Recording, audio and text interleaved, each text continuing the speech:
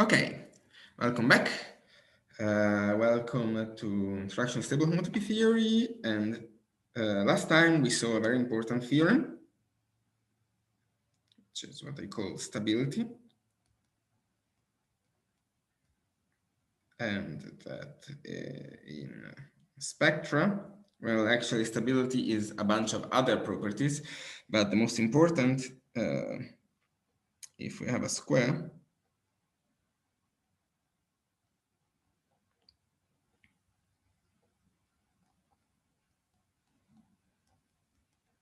then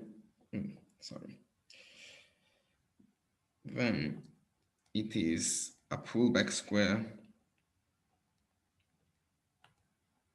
if and only if it is a push-out square.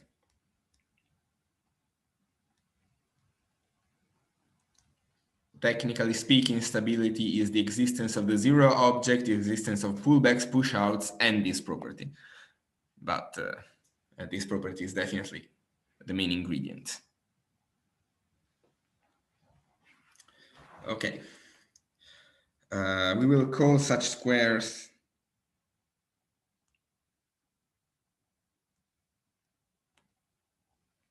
exact squares. And so sometimes I might say pullback or push out if the situation makes it seem more natural, but I'll try to use exact squares in general. And okay, and let me throw at you a small piece of terminology. So, okay. So let's see. I don't remember if I defined this before. I think not. So let's see, be an infinity category. An exact sequence is a square from x prime goes to x double prime goes to 0. That is both pullback and push out.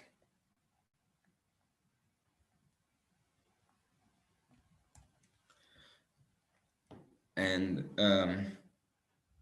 in general, it's called a co-fiber sequence when it's a push out and a fiber sequence when it's a pullback. I think I did already introduce this terminology. But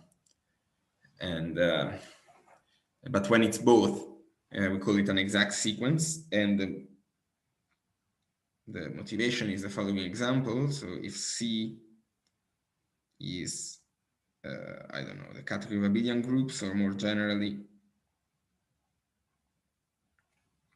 any abelian category,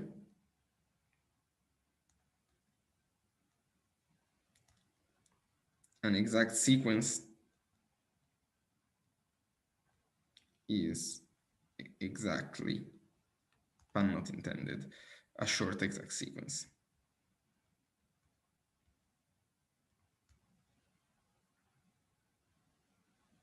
You can check the condition that is a pullback. It's telling you that x prime is the kernel. So if I put names here, f and g, the condition is a pullback. It tells you exactly that f is the kernel of g, and the condition is a push out. It's telling you that g is the co-kernel of f.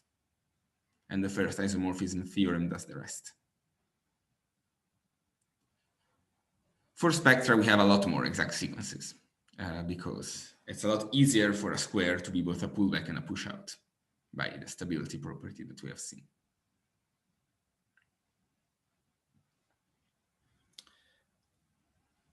Okay.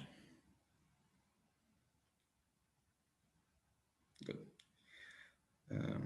Note that, actually, let me put a quick remark. In a one category, this condition that this is a square and not just two maps is just a property. I'm just saying that G composed with F is 0. It's a 0 map. In infinity categories, like in spectra, this is actually more structure. I'm giving you a homotopy of GF with the 0 map. The reason why I spent through all this problem of setting up all these theorem of coherent diagrams is that I can sort of forget about this. The formalism sort of keeps track of it for you, but it's good to remember that this is actually part of the data. It's not something I'm forgetting. Okay.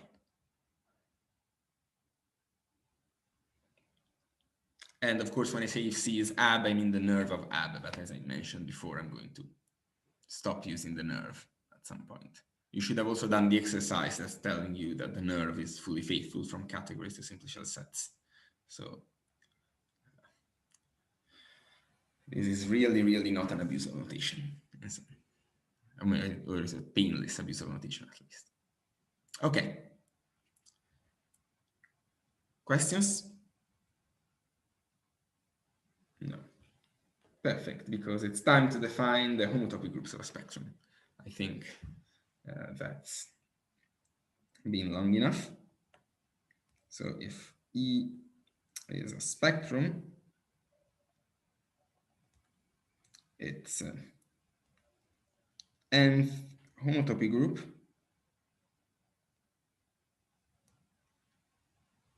is the group, so pi n, oh sorry, n, and any integer, n can also be negative, sorry, this is important. So pi n of E is homotopy classes from the nth suspension of the sphere spectrum into E, or equivalently pi m plus n E m for m greater or equal than minus n. That's because it's independent of m, because as you know, em is just omega em plus 1. Therefore, pm plus n em is pm plus n omega em plus 1 is pi m plus 1 plus n em plus 1. So this is actually well defined.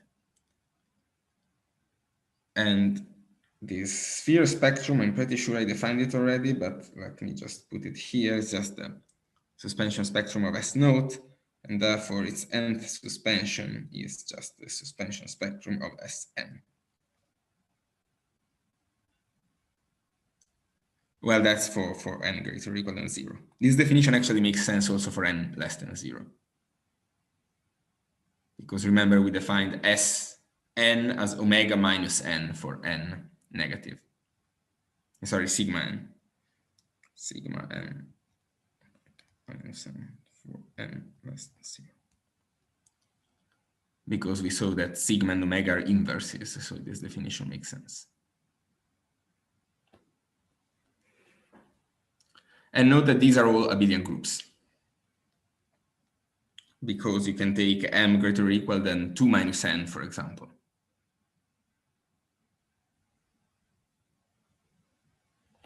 So we can write it, remark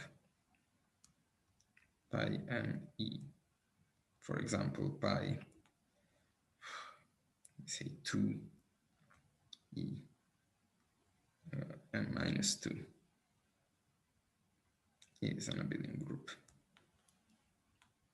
It has a canonical abelian group structure.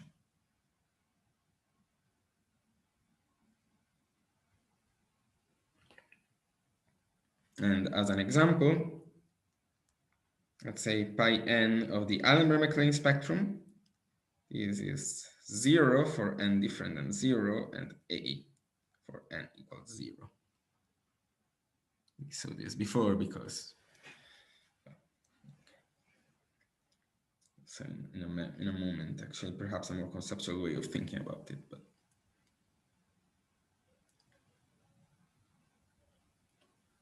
okay. Excuse me. Yes. Did we define the square brackets?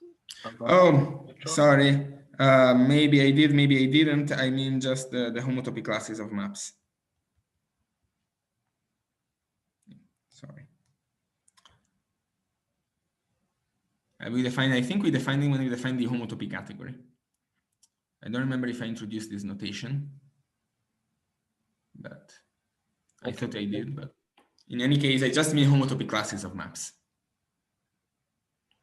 Nothing mysterious.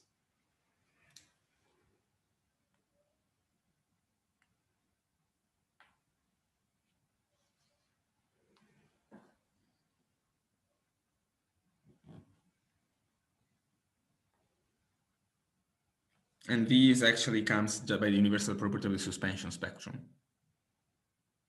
And the fact that sigma is an inverse. Like this is, how can it be?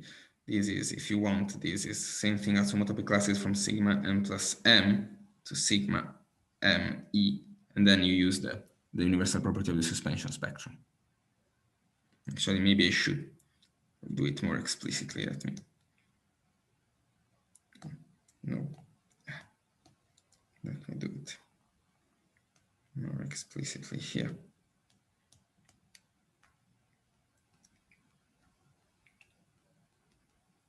It's the same thing as this because sigma is an equivalence.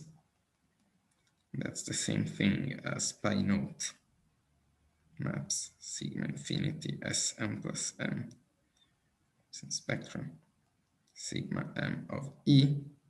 Same thing as pi naught maps of pointed spaces Sm plus m omega infinity sigma m E, and that's pi m plus m em.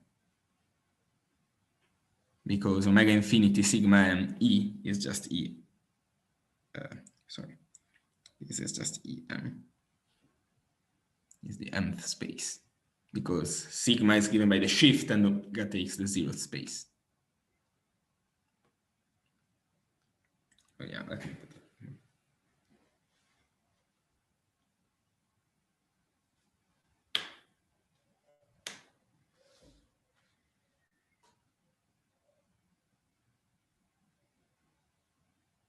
And this formula counts, this formula for the mechanical spectrum counts because this is by m plus m of k a m. So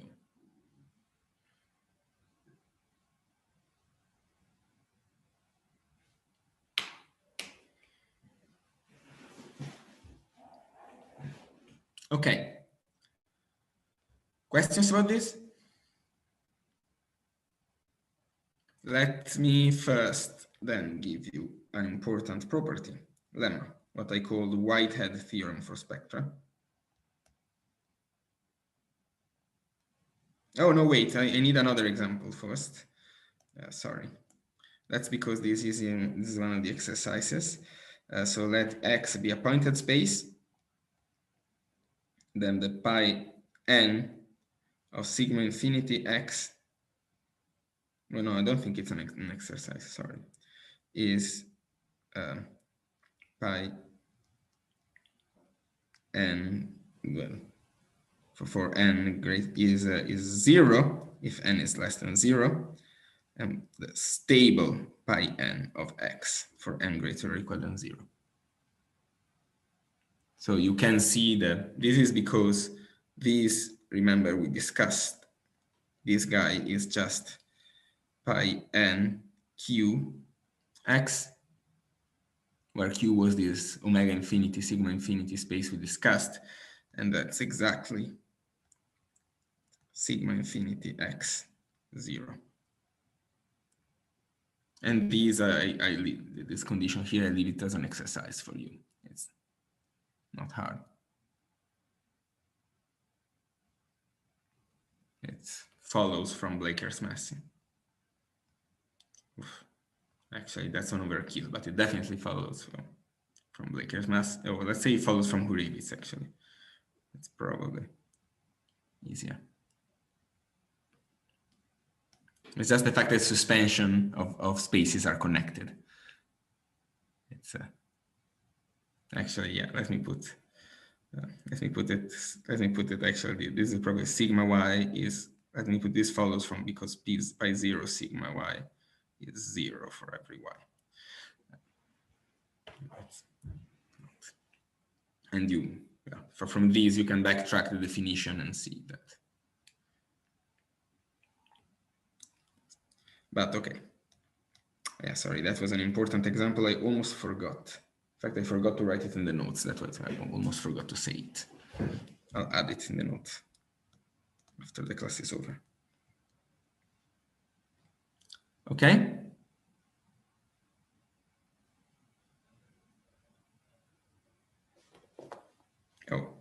forgot, yeah, pure Freudenthal.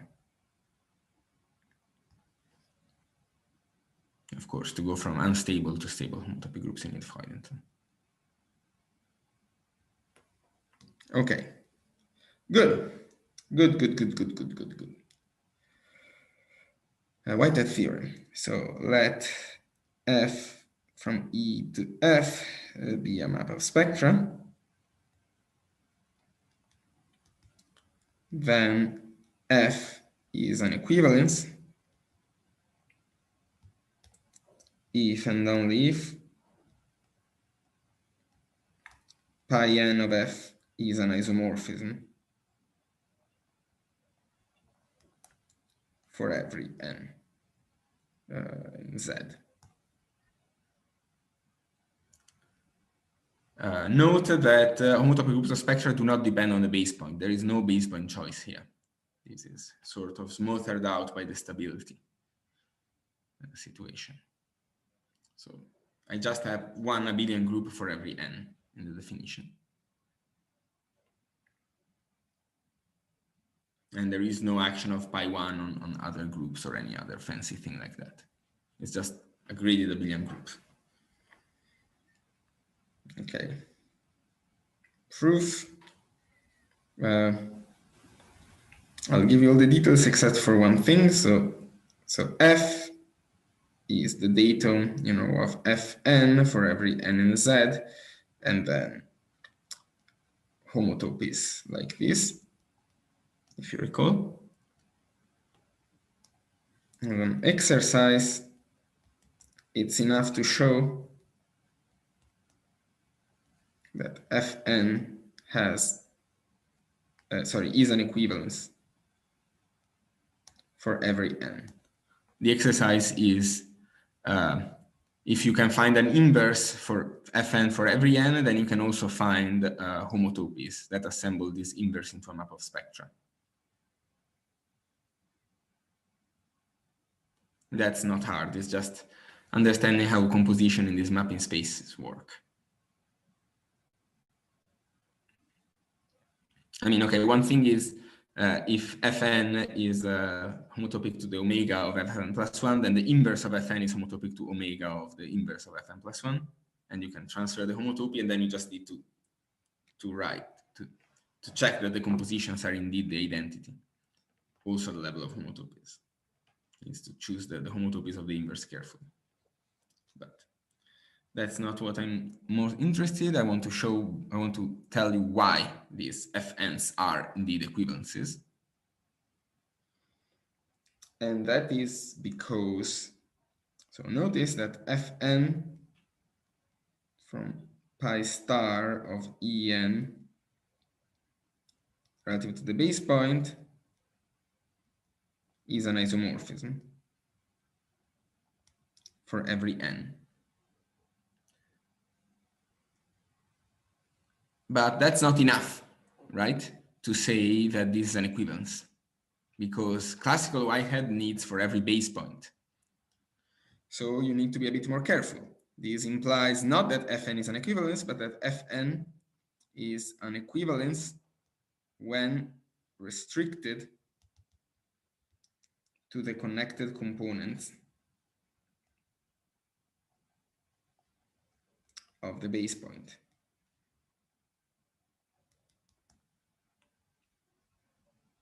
Right? Because at least that much we have. You know that you can check for exactly for one point in each connected component. Now we can't. We only understand one connected component, one of the base points, but that much we have. This is classical Whitehead.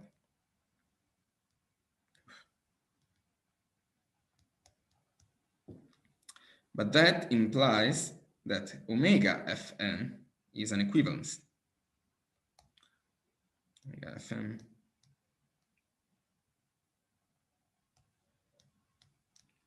from omega En to omega Fn is an equivalence, since omega En and omega Fn depend only on the connected component of the base point. But that's just Fn minus 1. So Fn minus 1 is an equivalence for every n in Z. But okay, that's just reindexing now.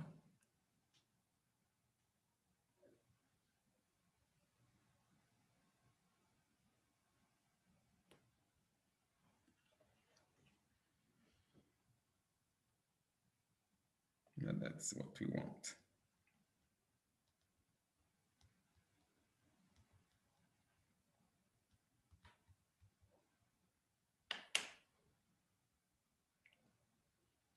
So the point of these, if you want, is that stabilizing sort of eats up all these base point issues that are very important in unstable homotopy theory. Unfortunately, this doesn't mean that you can always forget about base point issues. Base point issues pop out from time to time, but not while doing these things, thankfully. This is fixing it.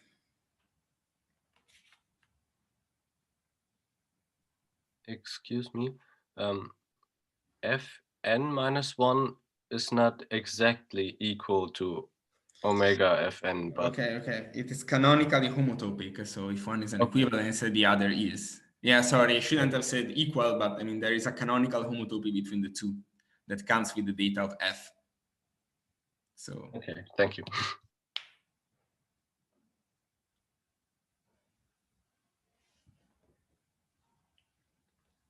Okay. Questions? No. And then let me put another, well, okay, that's more of a remark, actually, but. So let E prime goes to E double prime, an exact sequence of spectra.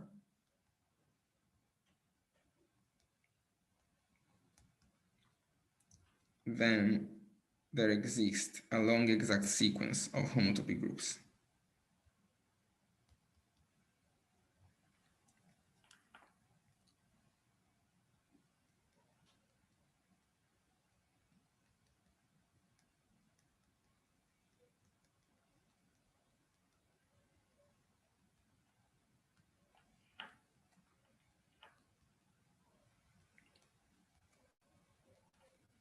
And in fact, you would be surprised by how many long exact sequences of groups arise secretly from an exact sequence of spectra. Pretty much almost all of them. Don't say all of them because you could contrive some examples, but it's ultimately the source of most of the long exact sequences you know. And that's because if E prime, E double prime is an exact sequence, then omega infinity sigma n E prime, omega infinity sigma n E, omega infinity sigma n E double prime is a fiber sequence of pointed spaces.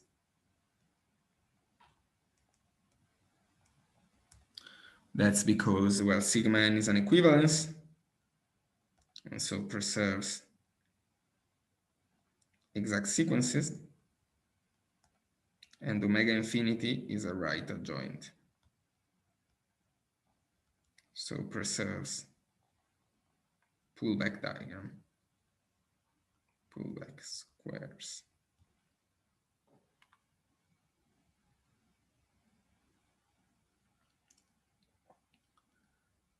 And then this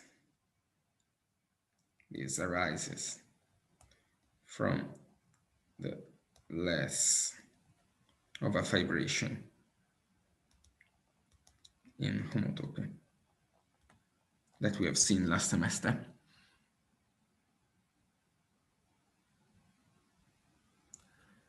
And of course, for every n, you just get a fragment. You get the sequence from pi n onwards, from pi minus n onwards, because pi star of omega infinity sigma n E is pi star minus n of E by the formula.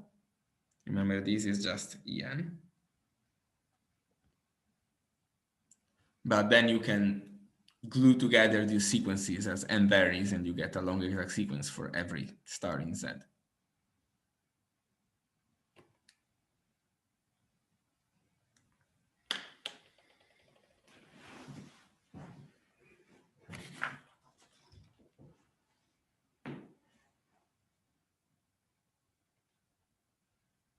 Okay.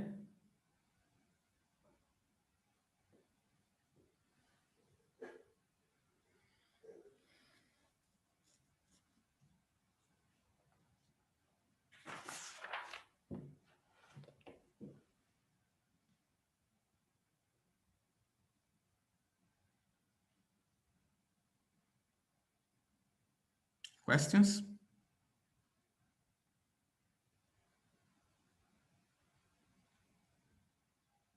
No. Perfect. So now let me define the last two objects that we're going to need: the internal home in spectra and the tensor product of spectra. And after that, and a couple of properties of them, we are off to the races. So that's EFB to spectra, the mapping spectrum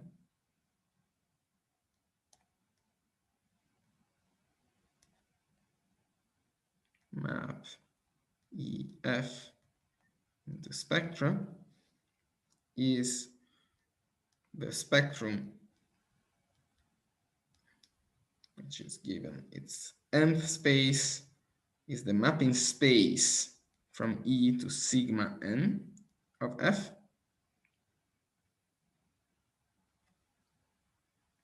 and the gluing maps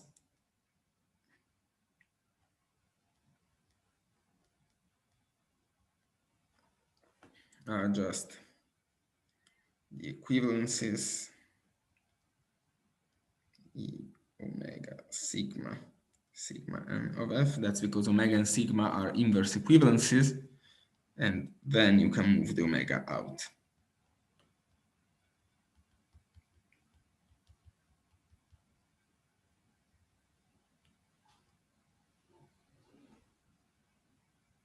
Okay, this defines a spectrum at the very least.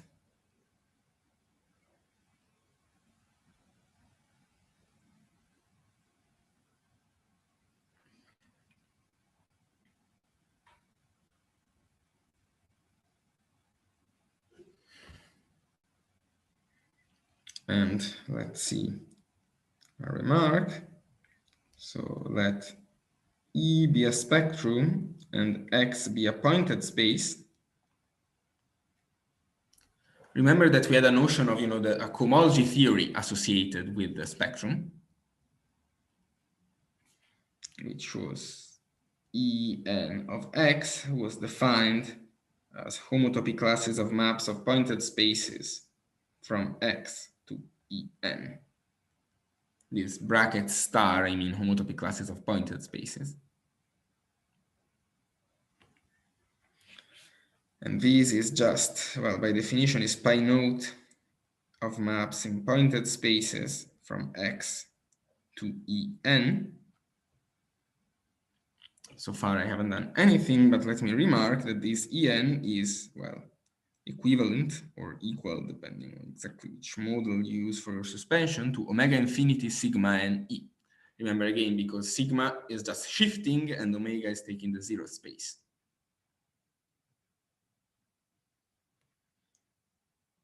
And so now we can take pi 0 of the map in spectra from sigma infinity X sigma n E, but that's just pi 0 of the nth space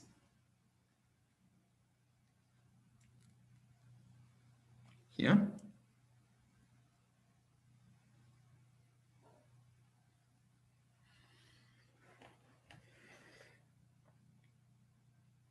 and that's just, well, that's by definition pi minus n of this space here. So in fact, cohomology groups secretly are lying in negative degree. That's something you might or may not have seen before, but it's a general statement to think about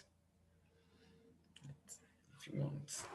That's what's called homological grading convention, and it is the way of making the science having sense and not getting crazy, at least for me.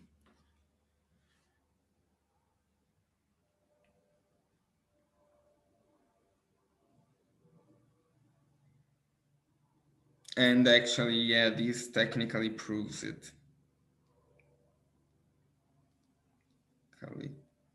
Proves only that they are the same as pointed sets, but Ekman-Hilton shows they are the same as abelian groups. This is all natural in X and E, so you can just run the Ekman-Hilton argument. Remember, if you have two group structures that distribute to each other and have the same unit, or even, well, in this case, it's obviously the same unit. You don't even need, they just need either to have a unit. Then they are the same and have the same abelian group structure. That's classical argument, you use this.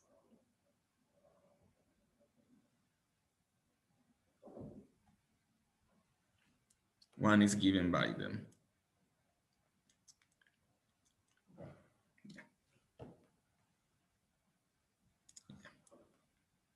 Okay. Okay.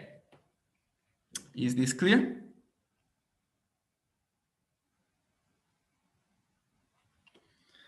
And using this as an analogy, by definition, if EF are spectra, we define the eth cohomology of F as pi minus n of map F E. I won't use this notation very much, but since it is present in the literature, it is worth stating. So that.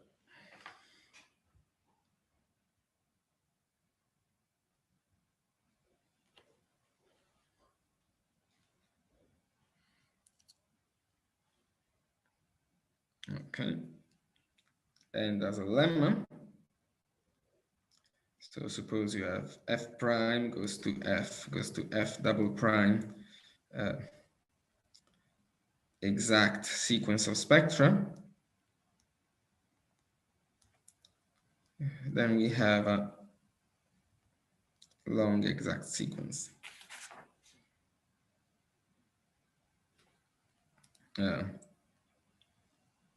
En minus 1, F double prime, no, F prime, sorry. En F double prime, En F, En F prime, En plus 1, F double prime, etc. And the proof is just map blank E from spectra up to spectra is a right adjoint. And in fact,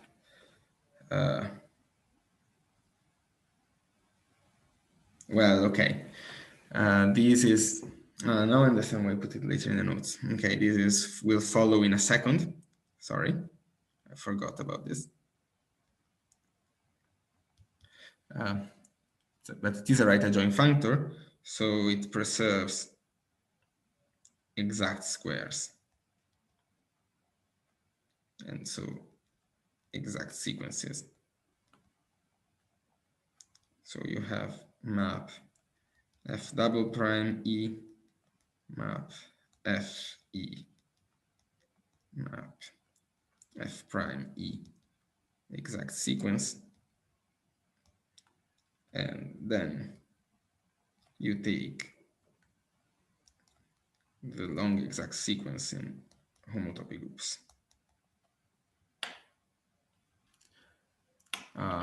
Yeah, sorry, I'm doing things out of order in the tensor product to show that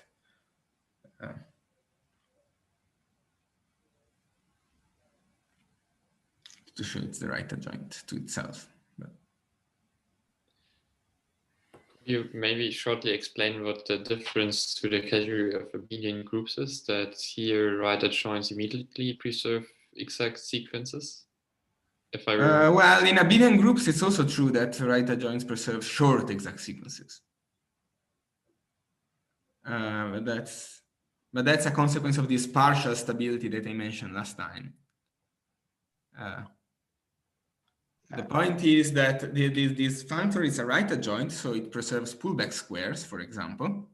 But pullback squares in spectra up are push-out squares in spectra. So you're asking whether, so this sends push-out squares to pullback squares. Push-out squares in spectra to pull. So it sends co-fiber sequences to fiber sequences.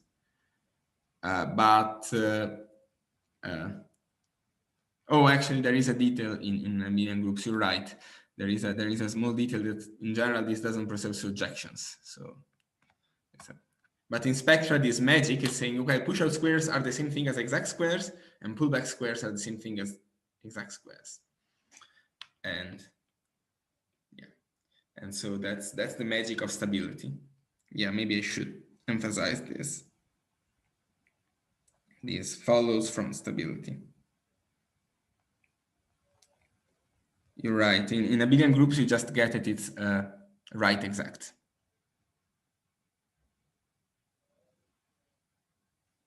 With the same argument. It's literally the same proof. You don't get the full exactness.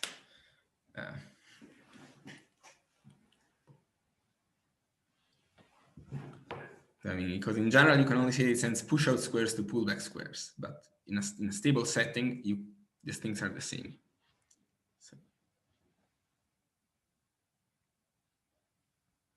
because I probably should have emphasized it, a pullback square is the same thing as a left exact sequence, and a pullback square with a 0 there is the same thing as a left exact sequence. A push-out square, sorry, is a push-out square is a right exact sequence. So.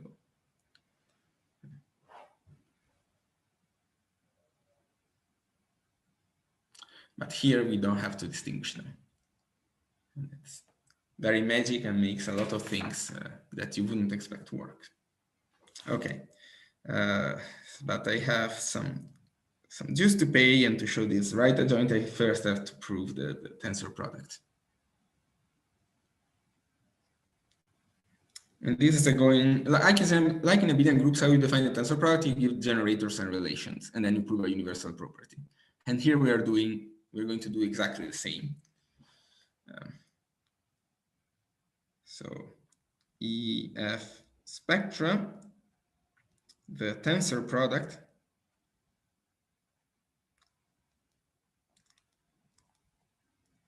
which is sometimes also called as mesh product and written as E smash F, but I'm not going to. This is the older notation that you'll find in all papers until 2005 and also some more recent papers. But nowadays people have pretty much all started using the tensor product as far as I can tell. So I'll use the modern notation. It's defined like this. So it's the colimit for n in Z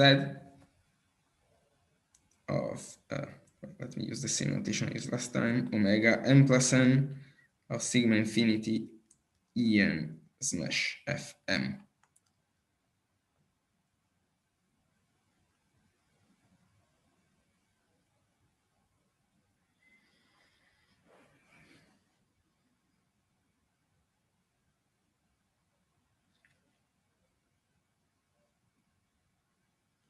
And well, these bounding maps are, maybe I should write a bit of this diagram, how this looks like. You have 0 goes to loops E1 smash F0, and this map is induced by adjoint to sigma infinity E0 smash F0, which is sigma infinity of sigma E0 smash F0, which maps to sigma infinity E1 smash F0. Remember, we have a map from sigma E0 to, which is sigma omega E1 to E1. Sigma E0, which is equivalent sigma omega E1. So this adjoint, and the same way you get a map from E0 smash F1, sorry, omega. You have omega square E1 F1. You get a big diagram here, and you take the colimit over all this diagram.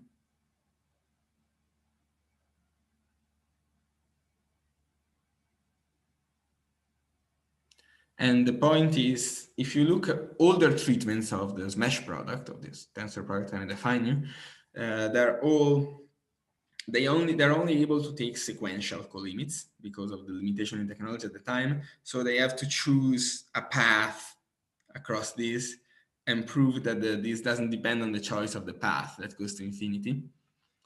But nowadays, thankfully, we are not limited to this. And we are allowed to do pretty much whatever we want. And we can give this simple definition. So you can think you're taking like pairs. You can think of these as points x plus y, and this colimit as tensor y, sorry. The pairs of point x comma y here.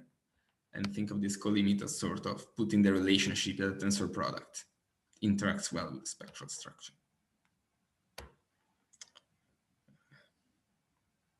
But okay, but the reason why I want to call it tensor product is the following proposition,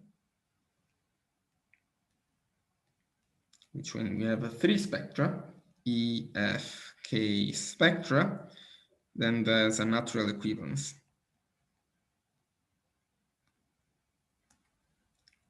Map map in spectra E tensor F into K, and map in spectra from E to the internal home mapping spectrum from F to K. And you should think of these as telling you that maps from E tensor F are the same thing as bilinear maps. If you think of the case in abelian groups, you have the same home A tensor B, C, home from A, home B, C.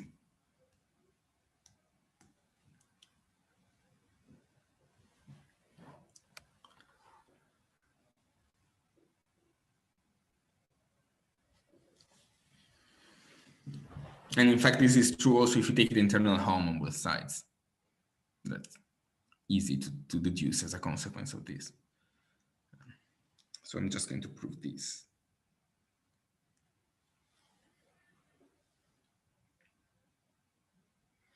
And well, okay, this is a long, I'm just going to plug in all the definitions and do a long list of equivalencies, and you'll see that it's pretty formal from all that as you would expect. I mean, I defined the tensor product by generators and relations, so this shouldn't be a surprise, but let's do it anyway. So we start here and we plug in the definition of the tensor product. Okay, so far nothing done. Ooh, yeah. So we can put out lim M maps in spectra.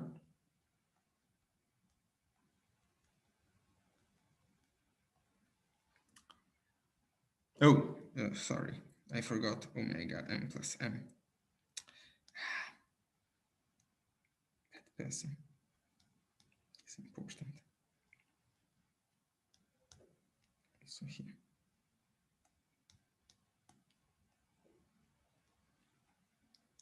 Okay. Well, I can move, since remember omega and sigma are inverses, so I can just apply sigma m plus n to both sides and get the formula I actually wanted.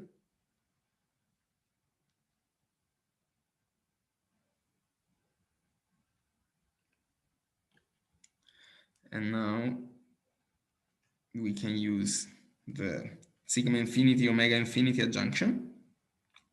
So actually I'm going quite fast, so let me make a pause after this.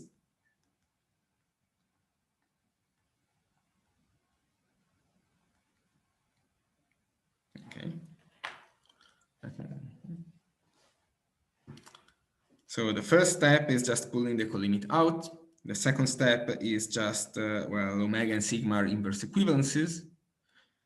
So I'm using stability here, of course. And the next step is just omega sigma adjunction. And actually, let me notice that this has a name. Well, it has several names.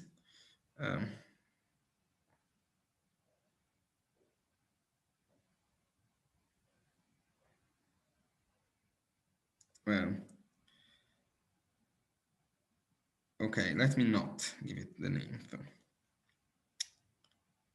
Because, okay, now I want to use the universal property of this mesh product in pointed spaces.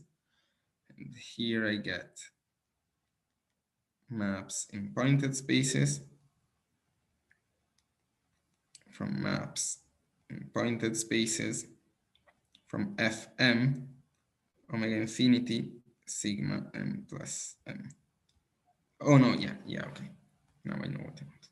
Okay?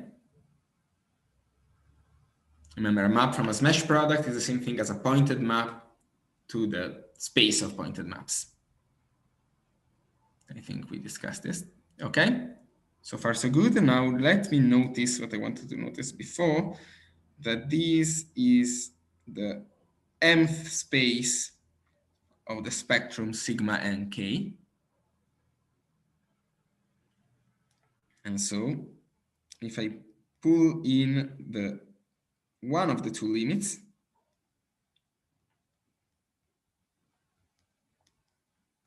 you get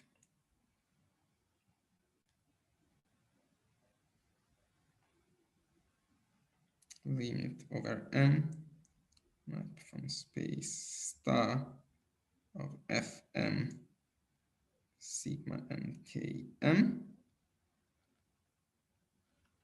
But now this is just, sorry, let me copy this, En, okay. But now this is just maps in spectra, this limit.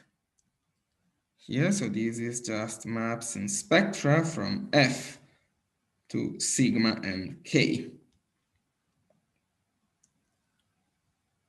And again, well, this, what was this? Well, this is the nth space of the mapping spectrum. And so finally, this is just maps in spectra from E to the mapping spectrum Fk, as I promised you.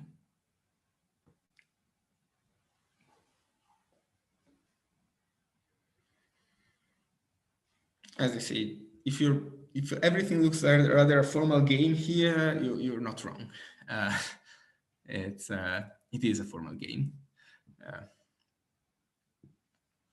We're just putting all the definitions together. Maybe a more conceptual way would be just plugging in this here, plugging in the definition of this guy here, and pulling out everything, and you see that you'll get a tautology.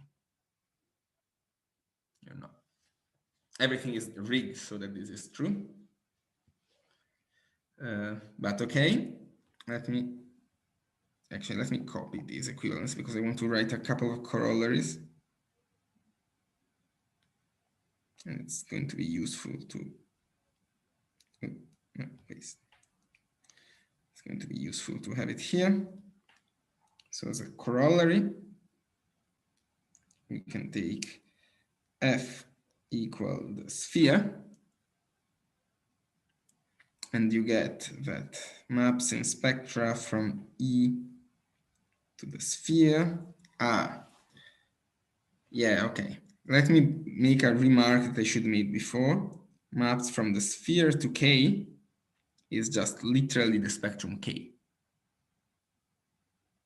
If you look at what spectrum it is in the definition, it is the spectrum whose nth space is maps from the sphere to sigma mk, which is omega infinity sigma mk by definition, pretty much, which is exactly the nth space of K, and the gluing maps are the same. So maps from spectra from E tensor the sphere into K is the same thing as maps into spectra from E into K. And therefore, E tensor the sphere is the same thing as E.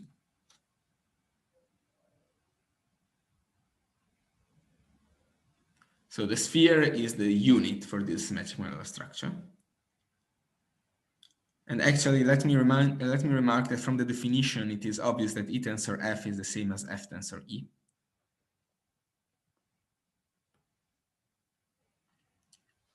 And okay, let me put another corollary. This is going to be a little trickier, but let's say E tensor F tensor G is the same as actually, let me write it, as colimit N M L, omega M plus L, infinity En smash Fm smash GL. And so it's also the same as E tensor F tensor G. It's just an associativity.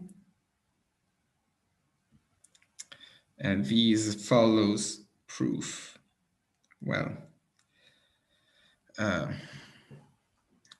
claiming that the tensor product commutes with colimits in each variable. Since it's a left adjoint.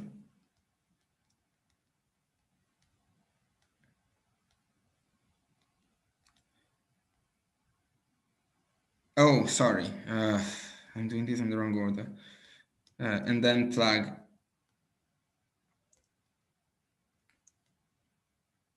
in the standard presentations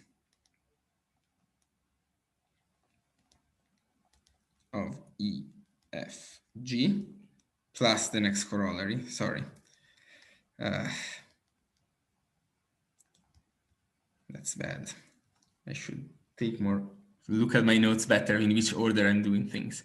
But okay, the next corollary is a very easy one. So saying that sigma infinity of X tensor sigma infinity of Y is a sigma infinity of X smash Y.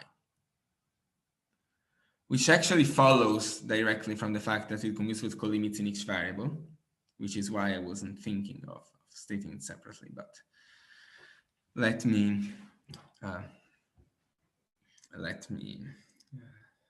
give you the proof of this. But okay, before I go further, is clear this first corollary modulo this thing?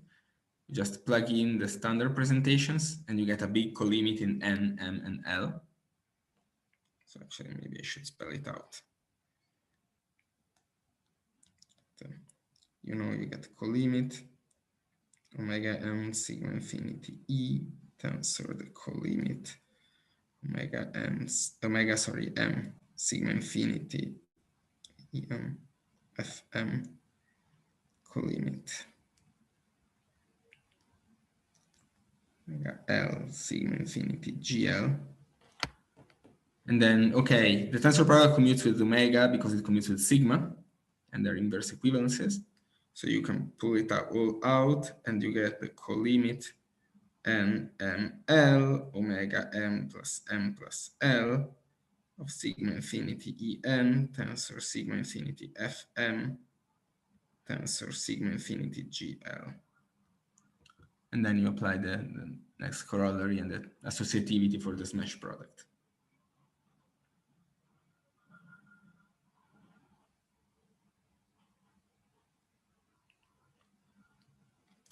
And there's actually a tiny bit of care you need to pay attention about the bounding morphisms of this colimit, but everything works out. It's, just mentioning it because someone might be surprised, but everything works out. Okay, so this corollary now, that's again the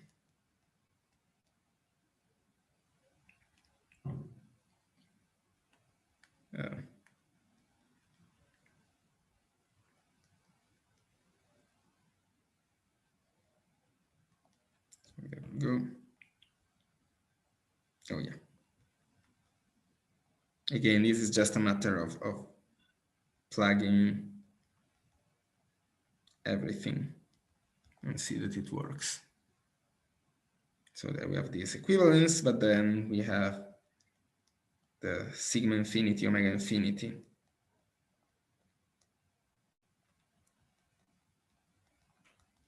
Adjunction. And that's okay.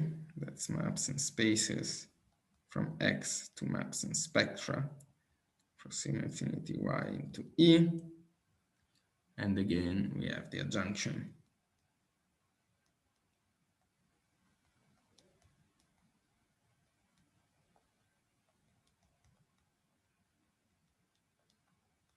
And this gives, sorry, I'm going perhaps too fast on these steps, but really probably the easy way to understand them is to sit down and try to do them on your own. They're just formal games.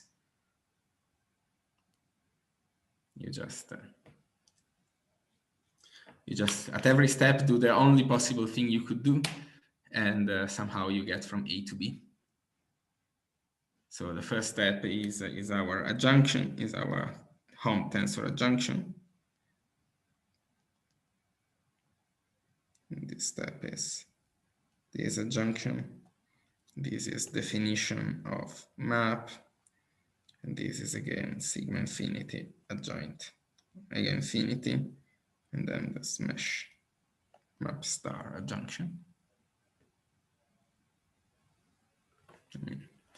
No, nothing particularly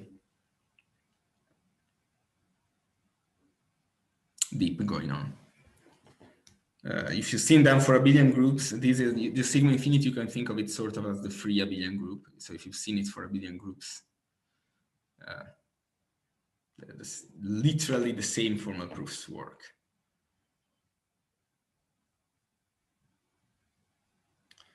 And just we're here. Let me deduce. Let me put these, and actually I think I'll leave it for you as an exercise. Oh, sorry.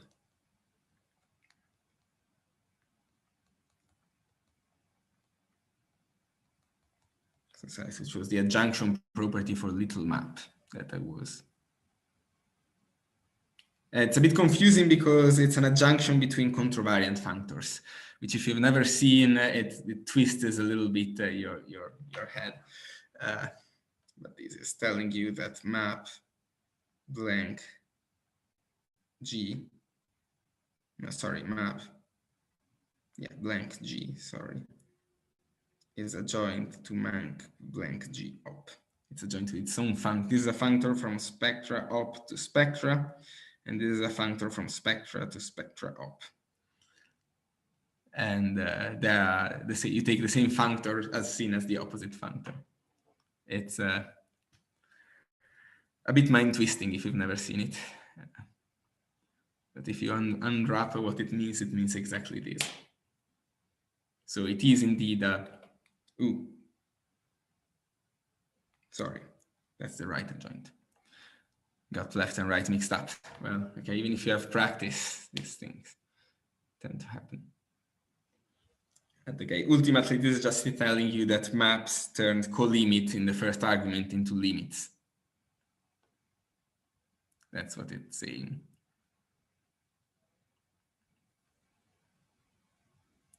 And you can use this property to see that it's indeed true.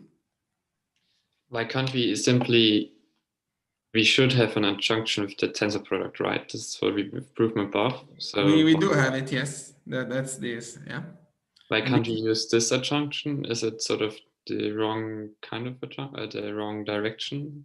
Or it tells you actually that E tensor blank is left adjoint to maps E blank. But we know we want a map in the other direction. Now, you are absolutely right that from these, the step to these is immediate. It's just one line. It's just one equality, basically. It's just E tensor F is the same as F tensor E. thanks. Actually, let me write it. This is, we know that this is maps E tensor F G. And this is F tensor E G. So you're right that it's just one step, but it's one step that you have to save technically. Okay. Okay, and I haven't defined what a symmetric monoidal infinity category is. I will actually next week, hopefully. This tensor product, in fact, gives a symmetric monoidal infinity, symmetric monoidal structure on spectra. I was actually planning to give the full formal proof of this fact, but then I started writing it down, and I mean, no one ever gives the full formal proof that something is a symmetric monoidal category. Anyway, I don't know if anyone has ever seen a class not concentrating in category theory where this happens, that you have to verify all these pentagonal and hexagonal axioms and so on and so forth, even in the one categorical case, and no one ever does. So I decided that it's better not, but I've proven for you associativity, commutativity, and the unit, and etc. So hopefully this is convincing enough. And then you need to check, of course, higher relations and so on and so forth. And the technique is pretty much the same. It's just more technical and annoying. And maybe I'll say something more when we actually get to the definition of symmetric monoidal infinity category, but which I think will happen next Monday as an example of as an object of a different kind of construction. But yeah. And actually, let me give you a final definition and an exercise, and then we finish this topic. So definition is homology. So now let E be a spectrum and X a pointed space. Then the nth homology is defined as pi n of E tensor sigma infinity X.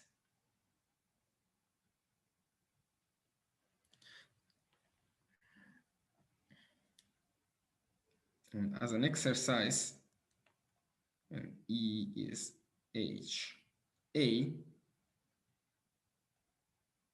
E m blank satisfies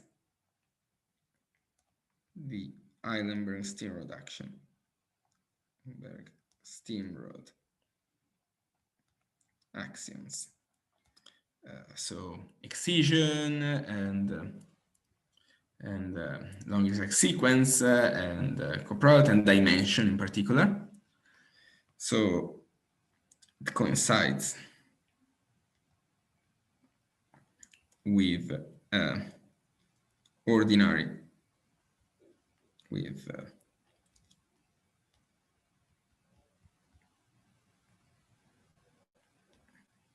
on CW complexes. And that's because you've seen cellular homology, I think you have. And then you do the proof that singular homology is determined by cellular homology. And since this other homology theory as I defined has exactly the same properties, you can run the same proof.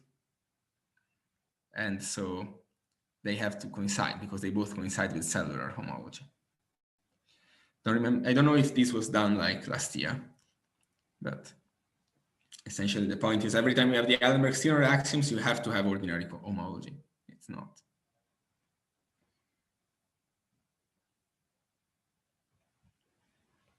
And for these, you might need a couple of things we did about homotopy push-outs last semester, especially the Meyer-Vietoris property, I think, that we discussed in one of my exercise sessions.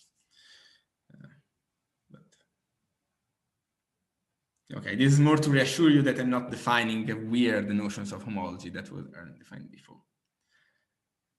And this actually allows you, so we have seen that for every spectrum there is a cohomology theory, but in fact this tells you that there is also a homology theory, and they come in pairs. Spectrum C is both.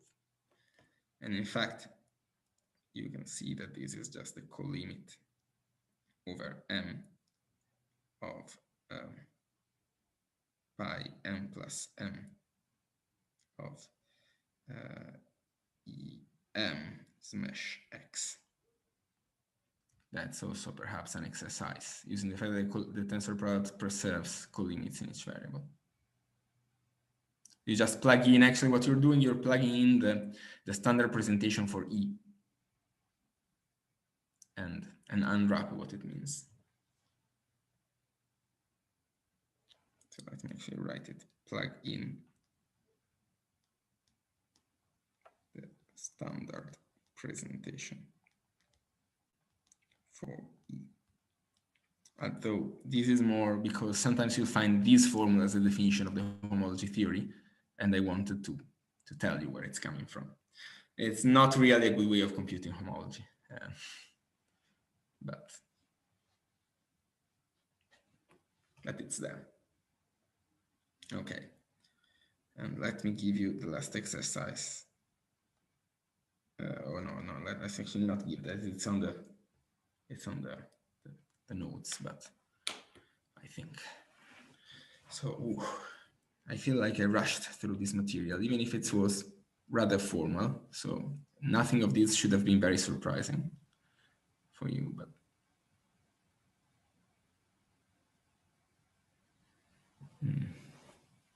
questions?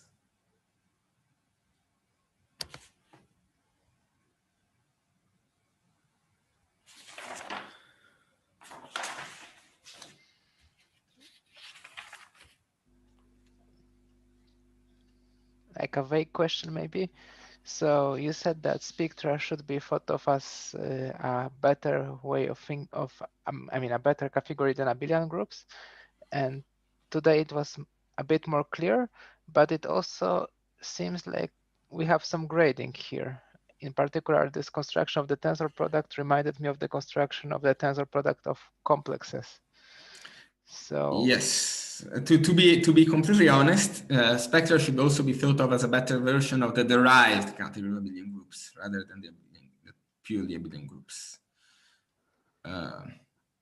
But since I'm not sure if everyone is familiar with the derived category, I didn't want to elaborate too much on that. But you will see there is an exercise for next week where you construct a spectrum for every chain complex, not only for every abelian group. So, and this grading is exactly coming from the shift of chain complexes. Well, okay, it's a generalization rather than comes exactly, but it's a generalization of the shift in chain complexes. Okay, this is and actually, to be better to say, and as we will see soon, spectra are a connective spectra are a generalization of abelian groups rather than all spectra. But okay, we will discuss this thoroughly. It's the main context of it's actually the main topic that we're going to start now. I mean, we have finished with general stuff. Okay. Oh, actually, I guess I could give you the definition of a connective spectrum since we're at it, since it's actually kind of the right point. E is spectrum is connective if pi n of E is 0 for all n less than 0.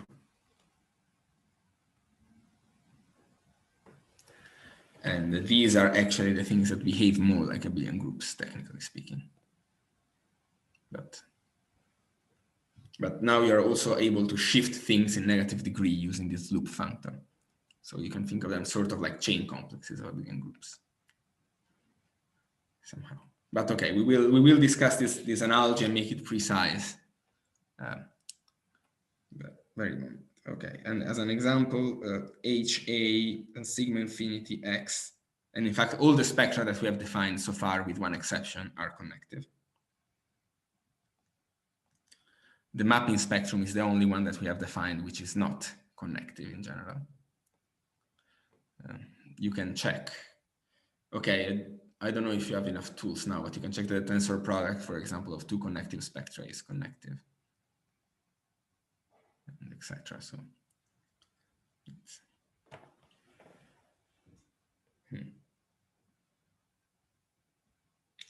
yeah, okay. I'm not sure if you have the tools to prove that yet, but anyway, there is a reason why we are giving examples mainly of connective spectra, and the reason is because they are the one that arise naturally when you think of abelian groups. Okay. Okay. I have 15 minutes and a big topic to start. I think I'm just going to give you one definition, but if you have questions, it's probably more productive that you ask them now, because the new topic is new.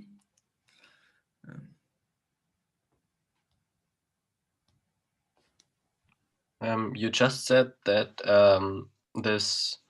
the thing you said, connective spectra are abelian, or are kind of like abelian groups in a precise sense. Is this then like replacing set with spaces? Yes, actually, let me put, okay, we don't have all the precise definitions of everything yet, but let me put the statement of the recognition theorem. And I should attribute it to so many people that I prefer not to attribute to anyone, just because there's a mess, but okay. There's an equivalence between connective spectra and E-infinity groups in space, in infinity category space. And infinity groups, I haven't defined them yet. They will appear next Monday, presumably, where hopefully I will also start the proof of this theorem. And infinity groups in sets are just ordinary groups. And E-infinity groups, in fact, sometimes people just call them groups objects in spaces, actually, and it's not. We're not using this terminology mainly not to not get confused with topological groups, which are just which are a different notion. So people use this historical terminology from infinity groups. But that's exactly what this is saying. And this is also how you prove that the Alderman-MacLane functor from abelian groups to spectra is a fully faithful embedding, because it will be obvious that groups in sets embed into groups in spaces. And so you can. Cool, thank you. And we will see, we actually use this theorem also to give examples of non-connective spectra. But okay, that's going to take a while. I think it's going to be the last topic before Christmas, hopefully. Maybe just a quick question to this, and where then does the abelian come from? Because you... Yeah. Oh, that's this E-infinity. Non-abelian groups are actually what I'm about, the very next definition I'm going to give you, which are called E1 groups. And actually there is a whole notion, filtration of notions of EN groups or EN monoids in infinity categories that I'm not going to define, because it's, I know two definitions and I don't want to give either of them, honestly. I'm just going to do the case of associative and commutative and nothing of these intermediate approximations, but it's a very fascinating story. I wish I had the time to discuss it. But we will focus only on the associative and commutative monoid case. And we will see, in fact, okay, the next theorem is that E1 groups are the same things as loop spaces, with only loop spaces from loop X. And you can think of connective spectra as sort of loops infinity of something.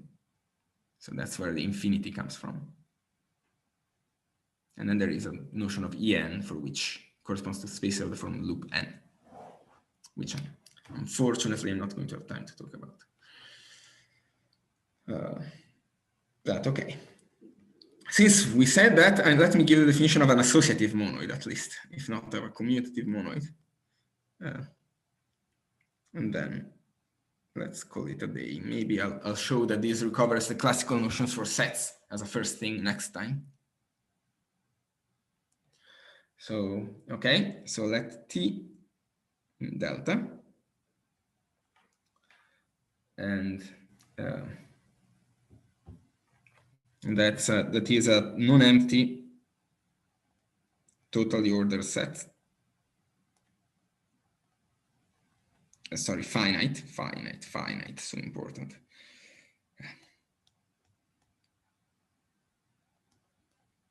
And so essentially n is of the form brackets, T is of the form brackets n, like this. But it's going to be convenient for the writing formulas of just keeping the set without specifying the canonical labeling. So a gap in T is just a pair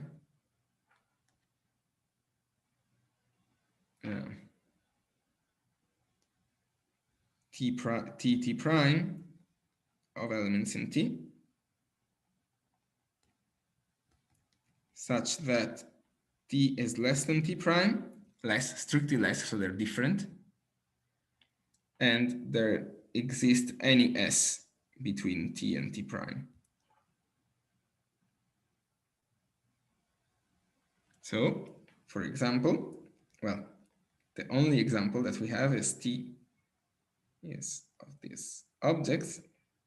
The gaps in T are pairs 0, 1, 1, 2, 2, 3, 3, 4, and blah, blah, blah, n minus 1, n.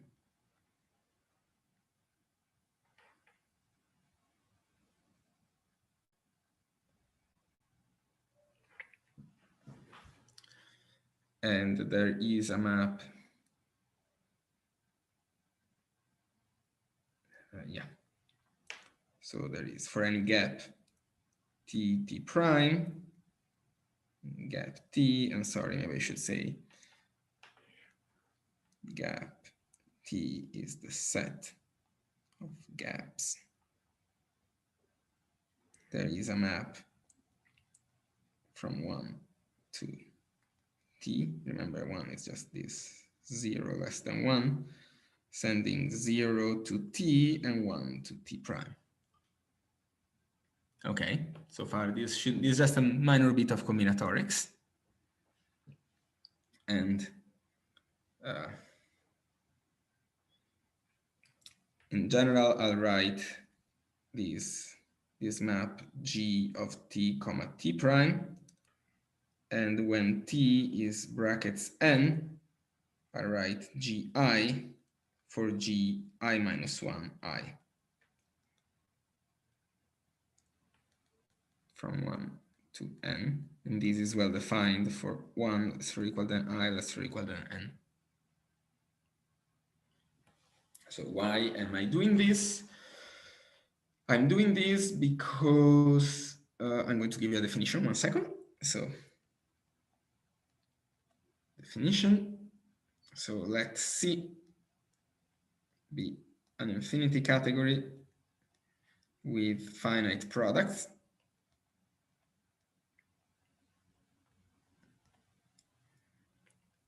Then associative monoid,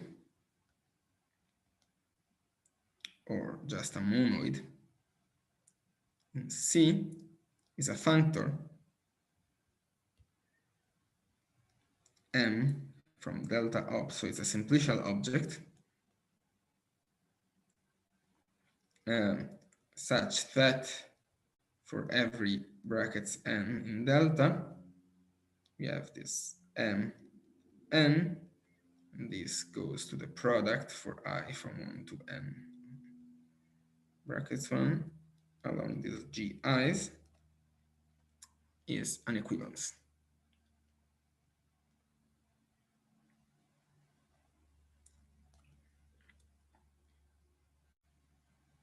and associative monoids in space are called E1 spaces.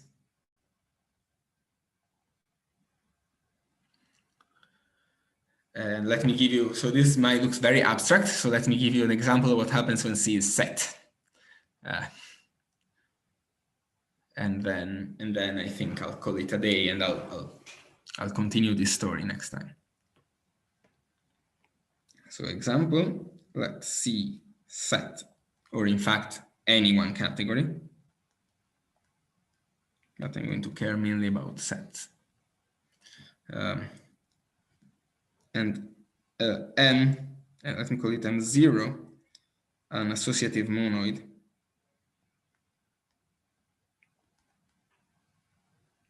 in the classical sense. That is, you have maps M0 times M0 to M0, multiplication and maps from the terminal object to M0, which I'm called 1, which corresponds to the unit point, satisfying some condition, associativity and unitality.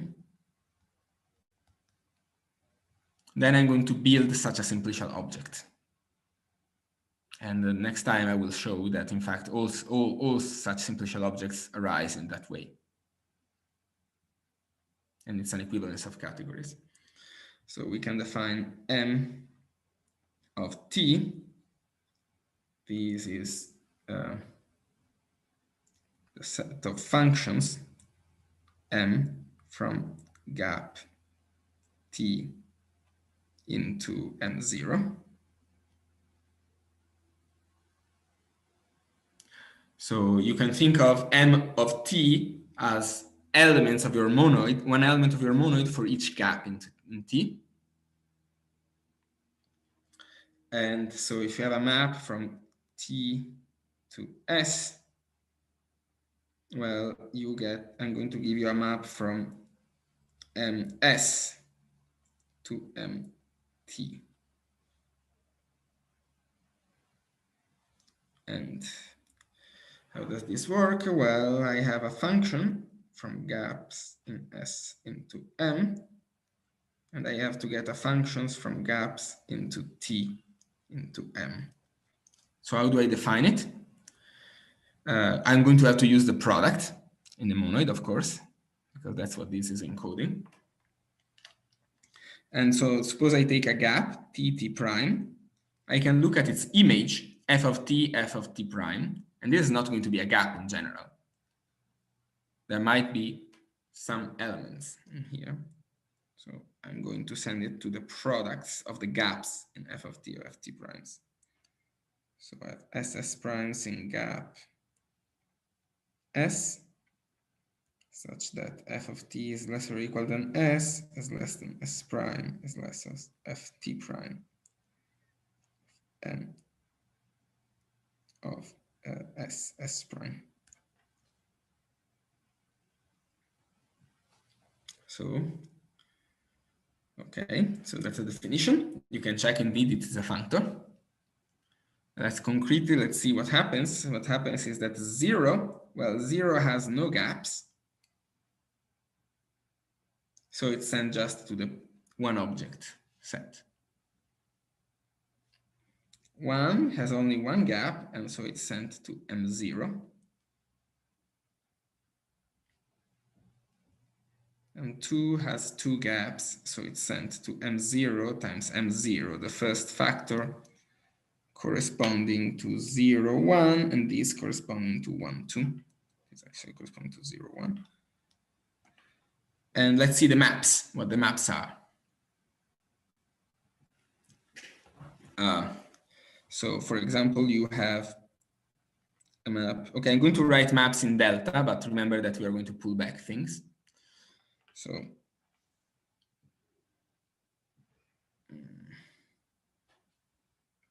I have a map from 1 to 0.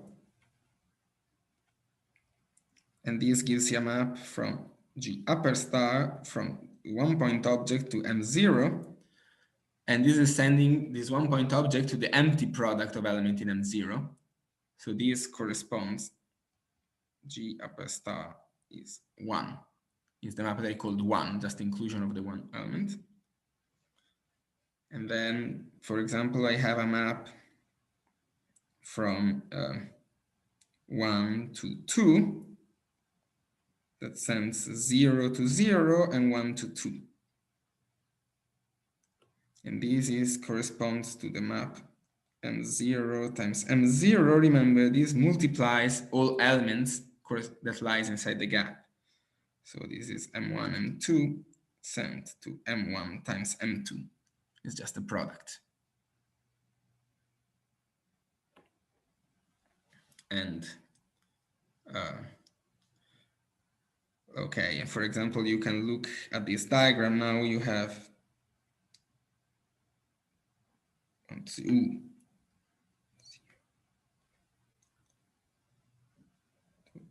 Am I doing this right? No, 1 to 0. Let's see. All right. I want to show how the unitality is coming from. And the unitality is coming. There are also other maps from 1 to 2 that corresponds to 0 goes to 0, 1 goes to 1, and this is just gives you the first projection. And this is what I called G1, and there is this map G2. And this corresponds to the second projection.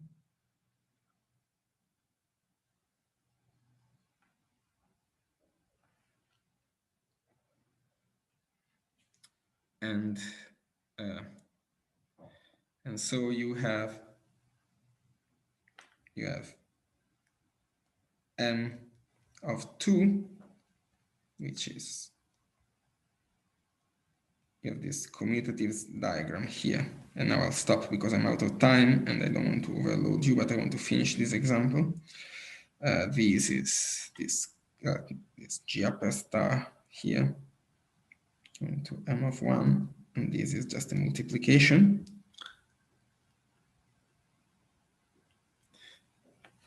And you can consider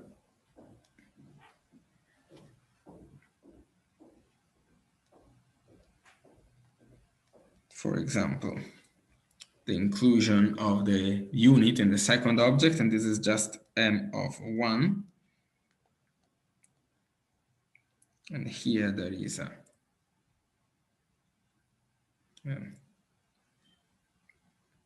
a map coming from the map from 2 to 1 that sends 0 to 0, 1 to 1, and 2 to 1. And this diagram commutes, and if you unwrap what it means, it's just telling you that M times 1 is M. So this combinatorics of delta op is encoding the unitality, and it's encoding the associativity, and I'll give you a lot more details about these works next time by proving that these are indeed the same as associative monoids in the classical sense that we discussed.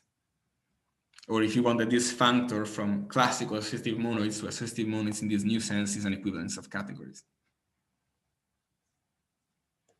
Okay. Sorry for just giving you a definition and half an example, but okay, and this is A1 monoids. I haven't defined groups yet, but this is coming very soon. Excuse me, I'm a little bit confused. This page you wrote here, is this for the example, for the it is the set example, but in fact, secretly, it's also true in every category. But I don't want to. I wanted to work out the example and then show you, oh, but in fact, what the diagrams I wrote, which are very concrete in the case of sets, in fact, make sense everywhere. Mm-hmm. Could you maybe then scroll up to the definition of M on maps? Yeah, do you mean M the multiplication of the monoid, or do you mean M the map from gap S to M? Oh, you know what? Let me call this alpha. And Uh-huh. so we are, yeah, I probably shouldn't use the same letter for an element of the monoids and for the multiplication maps. Okay. And actually what I mean here is, of course, M of this collection, the multiplication. Well, okay. When I say here is the multiplication in the monoid. Ah, okay, now I get it. Thank you. So you take and you multiply all the elements that fall in the same gap.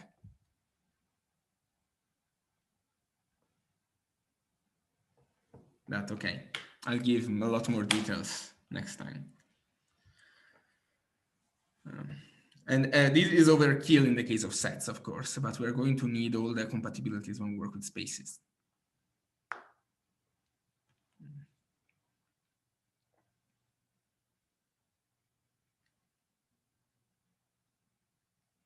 And the theorem I hope to prove next time is that this corresponds to sets, and maybe, if I manage to get to the end, the fact that these are exactly the monoids that are actually groups that I haven't defined yet are exactly spaces of the form omega x with the composition of paths. And okay, this is not really stable. This is more like an unstable prelude to the stable version, where asking also for commutativity will give you infinite deloopings and connective spectra.